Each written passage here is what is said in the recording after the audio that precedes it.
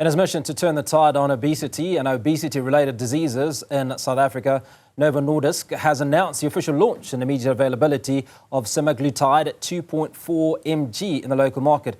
According to the Global Obesity Observatory, 42.9% of South Africans are living with obesity, while men account for 18.2%. By 2030, nearly half of African women are projected to be overweight, with South Africa having the second highest rate on the continent after Eswatini.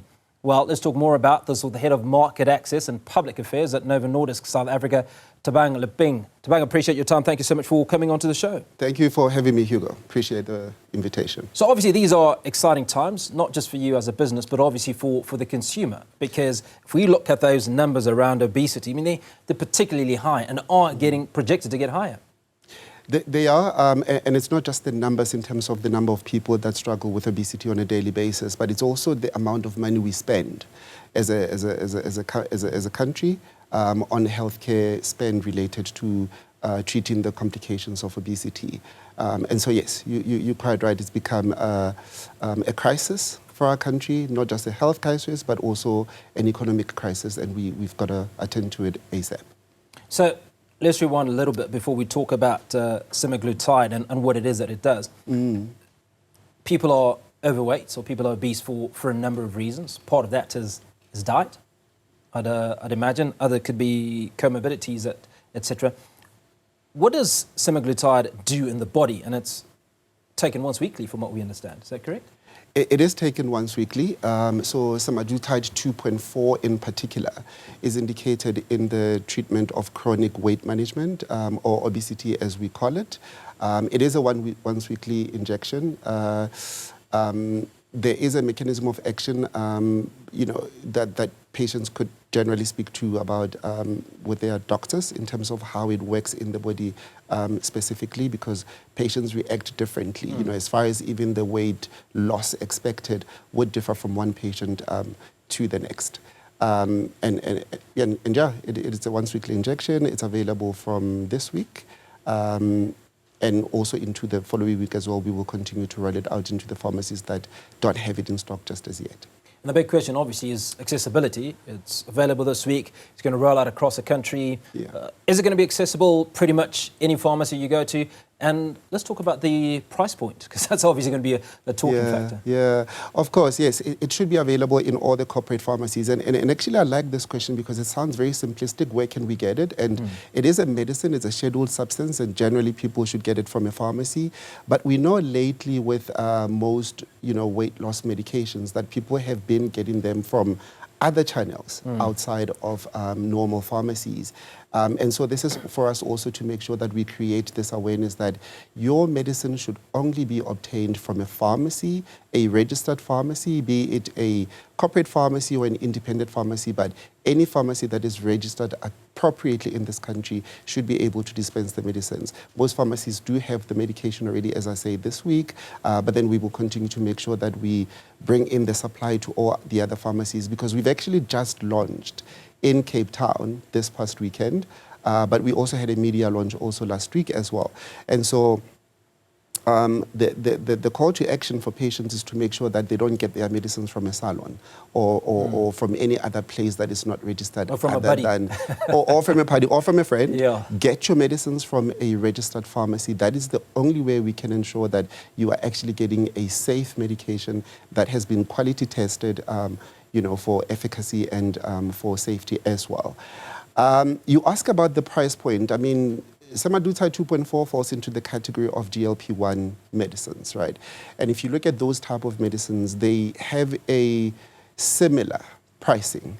And semaglutide 2.4 also falls into that category. The pricing is more or less similar, not the same as the other ones that are available, but kind of similar. So the patients that are prescribed this medicine should be able to access it with much ease, as they have been able to access other types of GLP-1s. Can you give me a number?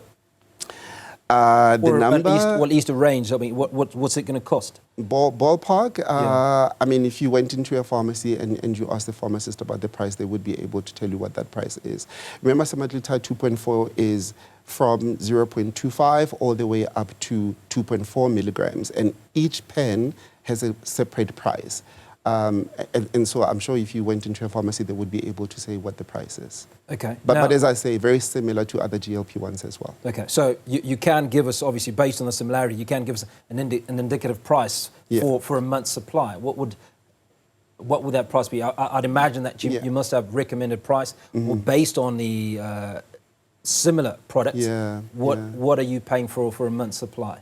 So patients should not have to pay more than 3,700 rand for the month's supply. But that is if you are on the high-dose semaglutide, as I say. So the price is different depending on where you are. Remember, when you start your journey on the weight loss product, you're not just going to start on a high dose. So your doctor would probably start you off on 0.25 milligram, making their way up to 2.4 milligram, and that's where the highest price point sits. So with the 1.7 milligram and the 2.4 milligram. And for those high dose semaglutide 2.4, in there, you shouldn't have to pay more than about 3,700 rand in South Africa. Now we talked about where to procure the drug, right? And you've obviously recommended registered pharmacies. Now, is this a prescriptive medicine? This is a prescribed medication. This is a Schedule 4 drug, and is only available at a pharmacy, nowhere else, unless if your doctor is a dispensing doctor and they stock the medicine, they can also dispense to their patients. But those are essentially the only two methods you would be able to get your drug, through your doctor or through your pharmacy. Now, in the trial process, we understand that a 20% reduction in major cardiovascular events among those overweight and obese was established. So who actually qualifies for this drug as opposed to anything else that's on the market? So this is a discussion between a patient and a doctor, of course. I mean, the moment you start identifying as a person who struggles with weight and weight management, you would have a discussion with your doctor, because remember, these type of products are not necessarily indicated in first line. They are indicated adjunct to intensive lifestyle modification.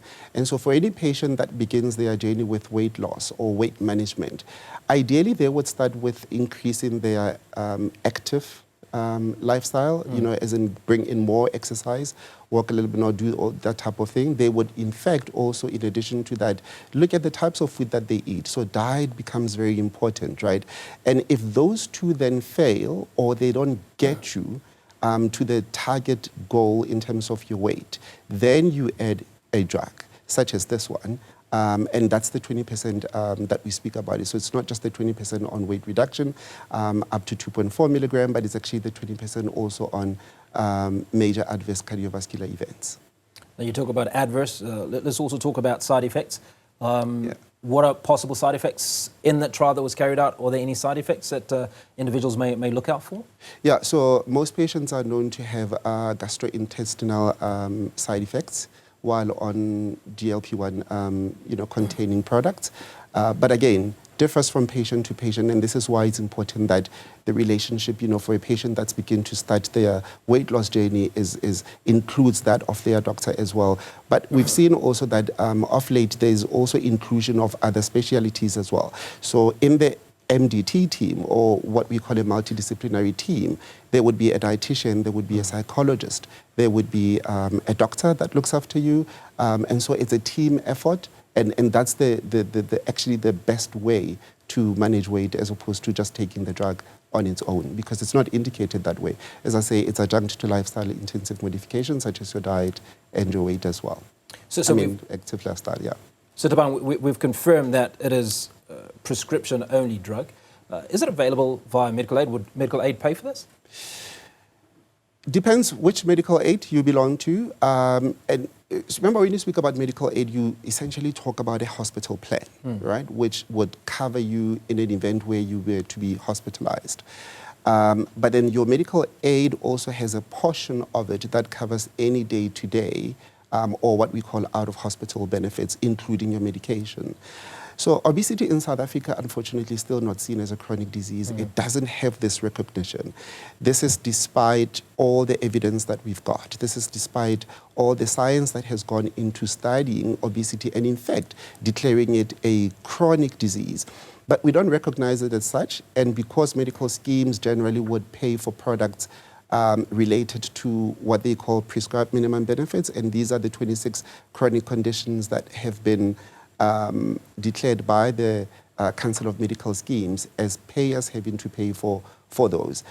So obesity does not fall into that bracket, and unfortunately, patients have to pay out of pocket mainly. Either that, or if you have a medical aid that has a savings pocket, you could use those savings to then buy your drugs. Conversation is ongoing, of course. It's not going to stop now. Part of my job in terms of what I do on a daily basis, it is actually to have negotiations with medical schemes, have negotiations with the government alike, to find ways in which how do we open access, how do we create equitable access to anti-obesity medications, despite obesity not having had been given the recognition as a chronic disease. But how do we actually work together as a collective to make sure that we open up some level of access, to these products? So that would be ongoing. I can't really tell exactly when we would have achieved that, but it's not going to be universal coverage from day one, unfortunately. Now, as we wrap, SAHPRA has warned about falsified simaglutide products, which obviously potentially could be a thorn in your flesh in the coming days. How do you safeguard, or how do pharmacies, clinicians, and others ensure that they only want dispensing the most authentic products, and that obviously that those that are purchasing or receiving these products are receiving the correct product? So we work together in partnerships. You mentioned SAHPRA, for an example. That is the one partner. The National Department of Health is an example, because this is not something that us as a company, Novo Nordisk, are going to manage ourselves alone as a company. It does take working together with other people within the ecosystem to make sure that we raise that awareness around counterfeit products, but then also around compounded products, because if you just mentioned SAHPRA now, and SAHPRA a while ago actually issued a press release to say that their position is that these products should not be compounded in South Africa, and they've declared compounded GLP-1 products, in fact, as undesirable. And so if something is declared as undesirable, no patient should be using these type of products, And so it's really about working together. And as a company also, we in fact are in court, litigating against some of these companies that do make these compounded products that are not necessarily permissible in law. Thabeng, I appreciate your time. Thanks so much for coming onto the show. Appreciate you, Hugo. Thank you so much for having me. So some excitement in the marketplace as Novo Nordisk has officially launched Wegovy's semaglutide at 2.4 mg, the once-weekly GLP-1 therapy approved for local chronic weight management in adults with obesity and those that were overweight. And we're speaking to Head of Market Access and Public Affairs at Novo Nordisk South Africa, Thabeng Leping.